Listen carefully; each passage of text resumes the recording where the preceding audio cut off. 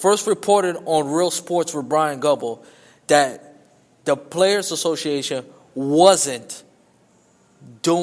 not taking care of the old players, and that's what caused a lot of death, a lot of brain damage or concussion protocols. That's why there's a lot of concussion protocols in the NFL. There's a lot of PEDs why in the NFL, and what is the cause of it. And that's why it was all credit to Real Sports with Brian Gumble. They was the one that reported it that I know of. And that's why the NFL is more police of where it was hit. Otherwise, everybody would say, this is good old-fashioned football. This would be good old-fashioned football at its finest. Man, now, having said all that, again, the league had to draw the line where to be hit, where to hit, where not to hit. And the blindsided, I hear in a telecast in college football that with blindside with Gary Danielson said that they should eliminate it from football, period. And you know what? He's right. And yesterday, what Juju Smith did was a perfect example. Because Juju Smith could tell you all you want, he didn't see it. He saw him. And if you look at the tape, whether you look at it on YouTube, ESPN, NFL.com, whatever the case may be, whatever sources there is, you cannot tell me Juju Smith did not see that hit. Did not see Burfict there. He cannot tell me otherwise. Because nobody, if you play football, what if it's on the streets, and if you see somebody block, and you're not like defender, and you're looking to tackle that guy, you mean to tell me you didn't see him? So Juju Smith, you got to come up with a better excuse than that, because that was the lamest excuse I have heard by far any player could say. Now back with the elimination of the blindside blocking. That should be eliminated from football, period. College or pros, or high school, I should say. Because if you didn't see the hit, if you clearly want blindside and you didn't see it coming, boom! That's the easiest way you could get paralyzed. You could get a concussion, whatever the case may be. And that right there is dangerous. So I do agree with Gary Danielson now, and I see what he was talking about.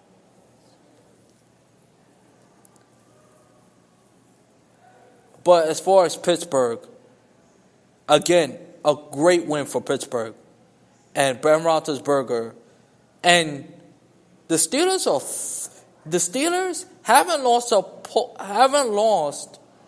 primetime game yet. What if it's Thursday night, Sunday night, and Monday night?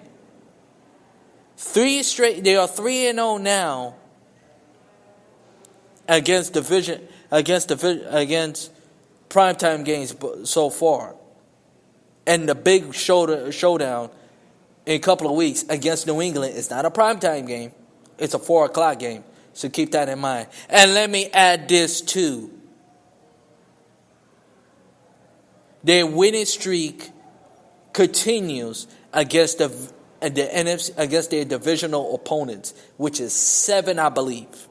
7 straight 7 winning game streak continues against an AFC North opponent. And they have in Baltimore coming up. Should be fascinating.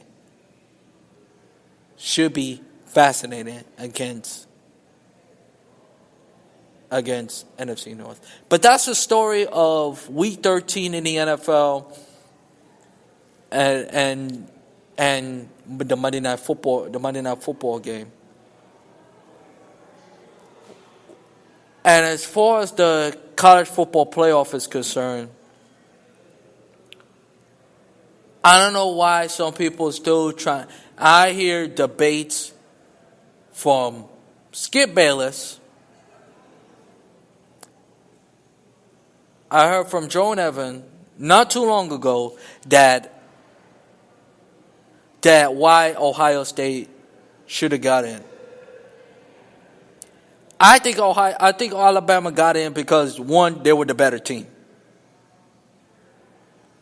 If Ohio State, if that loss against Oklahoma alone, okay, you could make a case that because of they won the Big Ten title. That, by the way, hurts Ohio State, and this was the same Ohio State team who was benefiting from not winning the conference when Penn State won the conference last year against Wisconsin. So that is karma, but that's not the point. The whole point is this. I bring this to bring that. To me, you have no argument if you're Ohio State. Okay, you won the Big Ten. Okay, you won the Big Ten title. Yes, you was on a hot winning streak. Yes, you beat Michigan. Michigan is not that good. I'm sorry. I thought it was good. They have a quarterback problem. Okay. Penn State is not that good. As that good. Michigan State, they have defense, but they're not as good this year.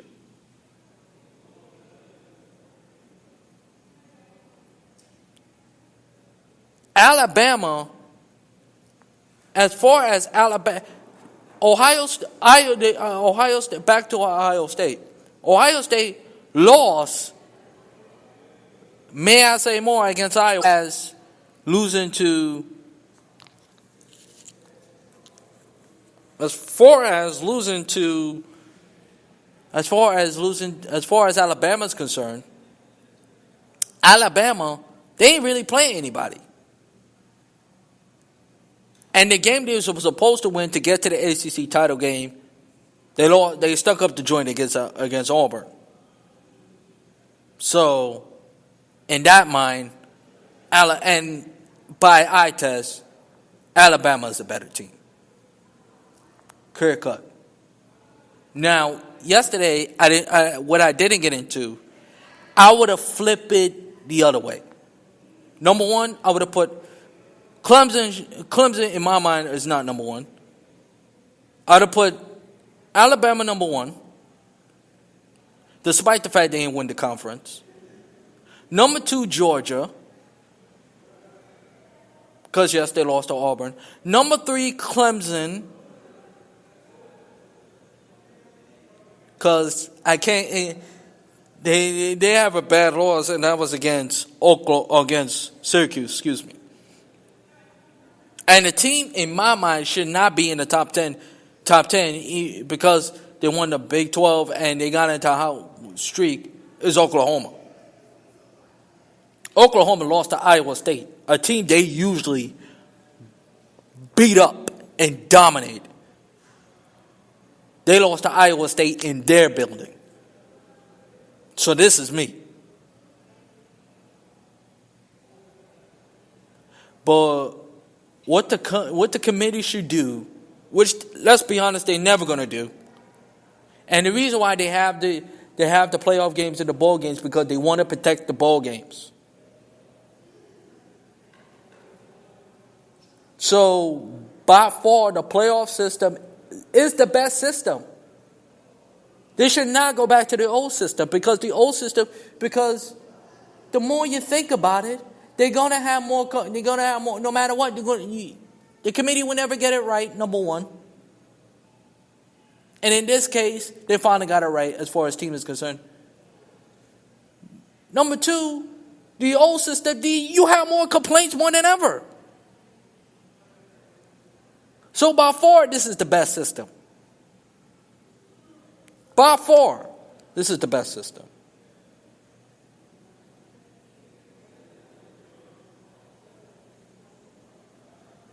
And even though hopefully I'll be home because I'm going to the New Year's, the Winter Classic at Citi Field between the Buffalo Sabres and the New York Rangers. Hopefully I'll be home in time to watch the Rose Bowl, and I love to watch the Rose Bowl. Okay? I love watching the Rose Bowl. I hope someday I'll go to the tournament before I die, before I leave Earth. I have to visit the Rose Bowl. Okay? The granddaddy of them all. The stadium itself, oh my God, seeing it on TV. I don't know which stadium I'd rather go to in California. The Los Angeles Memorial Coliseum or the Rose Bowl. Either one. Okay? Either one. But as far as the as far as the championship weekend is concerned, here's